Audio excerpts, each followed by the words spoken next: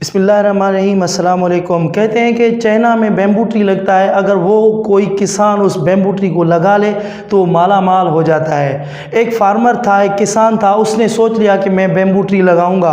अब उसने bamboo tree लगाया, भाई के पीछे फैमिली है, उसके बच्चे हैं, उनको पढ़ाना है, उनका खाने पीना के इंतज़ाम करना है। हुआ ये कि वो बैम्बू ट्री लगाने के बाद 1 महीना गुजर गया, कुछ नहीं निकला। 2 महीना, 4 महीने। उसके रिश्तेदार हैं, उन्होंने कहा उसको, भाई कोई दूसरी खेती बाड़ी कर, कोई और फसल लगा ले, ये बैम्बू ट्री नहीं उगेगा। कि नहीं, मुझे तो बैम्बू ट्री ही लगाना है। तो उसने तय कर लिया।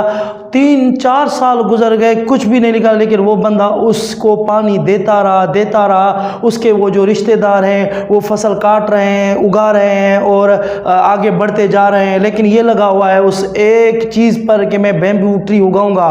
फिर जब 5 साल मुकम्मल हुए तो एक दिन क्या हुआ, सुबह सुबह जब देखता है कि खेतों में चंद पत्ते निकले हुए हैं, तो इसकी खुशी की इंतहा ना रही। हुआ कुछ यूं कि ये बड़ा खुश हुआ, बहुत खुश हुआ, गोया कि उसको कोई ख़जाना मिल गया हो।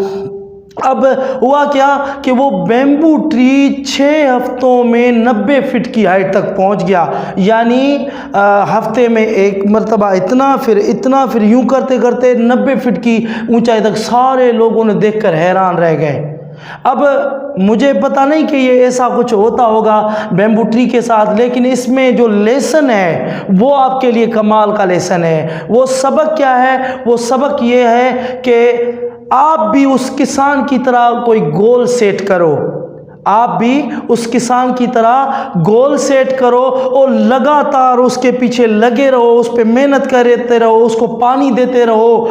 जब आप उसको पानी देते हो तो वो फिर आपके सामने उसका रिजल्ट आ जाता है। या फिर बैम्बू ट्री बन जाओ कि 5 साल तक ज़मीन में अपनी जड़ी इतनी मजबूत कर लो कि जब आपको सक्सेस मिले 6 हफ्तों के अंदर तो उस कामयाबी को संभाल सको।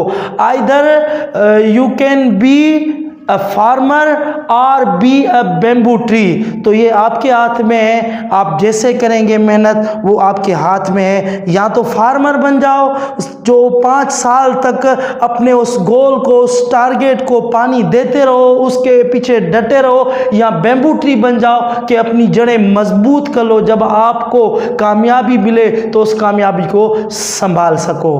बहुत शुक्रिया।